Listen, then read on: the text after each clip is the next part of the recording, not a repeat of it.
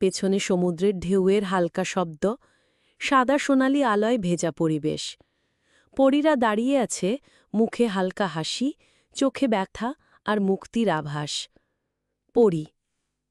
আমি পরী। ছিলাম বা এখনও আছি, কিন্তু একটা পার্থক্য আছে। আমার ডানা নেই। কেউ কেটে দিয়েছে? না, আমি নিজেই ফেলে এসেছি আকাশের কোনো কোণে। সবাই ভাবে পরীদের জীবন মানেই উড়ন্ত স্বপ্ন, মেঘের রাজত্ব। কিন্তু ওরা জানে না আকাশটা বড় একা। শুধু উড়লেই তো মুক্তি হয় না।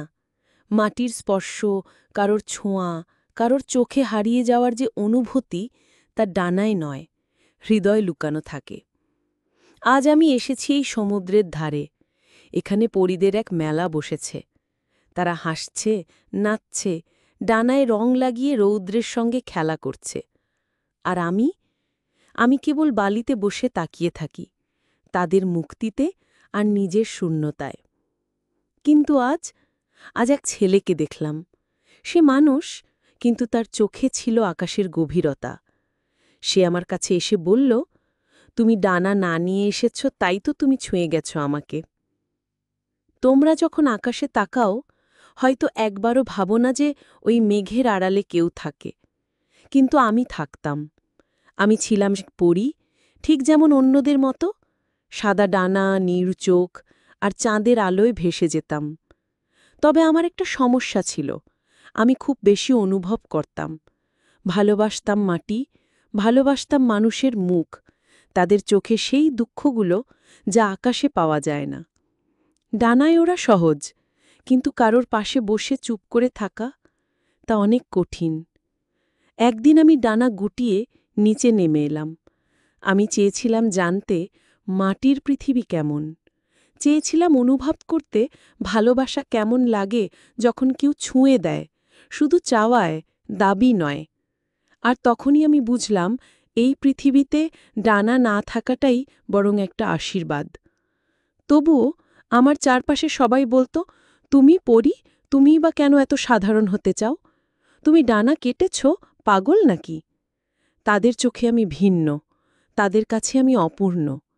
কিন্তু আমি জানতাম আমি খুঁজছি কিছু, শুধু ওড়ার নয়, বরং যেখানে একটা মন আরেকটা মনকে ছুঁয়ে বলে, তুমি আমার পাশে থাকাই আমার ওড়ান।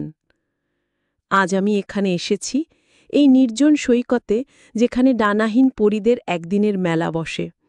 কেউ গান গায়, কেউ চুপ করে বসে থাকে, কেউ বা আবার তাকিয়ে থাকে ঢেউয়ের দিগন্তে। আমার মতোই হারিয়ে যাওয়া সবাই। আর আজ, বহুদিন পর, আমি তাকে দেখলাম। একজন মানুষ। সে আমার দিকে তাকিয়ে শুধু একটা কথা বলল, তোমার ডানা নেই বলেই তুমি ধরায় নেমেছ আমাদের ছুতে। কথাটা শুনে বুকটা যেন কেঁপে উঠল। এতদিন ধরে আমি ভাবতাম আমি ভেঙে গেছি, আমি নিচে নেমে এসেছি। কিন্তু না, আমি তো কাছে এসেছি, মানুষের, মাটির, ভালোবাসার। সে আমার দিকে হাত বাড়ালো, আমার হাতে রাখল তার হাত। তারপর বলল, চলো এই সৈকতের মেলায় আমরা একটু হাঁটি, একটু হাসি, আর যদি পারো একটু বিশ্বাস করো। আমি চুপ করেছিলাম, কিন্তু ভেতরে কোথাও যেন একটা আলো জ্বলে উঠল। হয়তো সেটা ডানার আলো না, হয়তো সেটা ছিল একটা চোখে চোখ রাখা মুহূর্ত, যা দিয়ে ওড়া যায় না, কিন্তু বেঁচে থাকা যায়। আজ আমি জানি, আমি পড়ি ঠিকই, তবে আমার উড়ান এখন হৃদয়ের।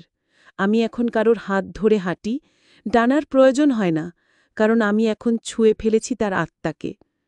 আকাশের চেয়ে সুন্দর নীরব পৃথিবী, আর সেই পৃথিবীতে আমি ডানাহীন হয়েও সবচেয়ে স্বাধীন। আমি এখন ডানাহীন এক পরী, তবু আমি উড়ছি, প্রতি মুহূর্তে, প্রতি নিঃশ্বাসে।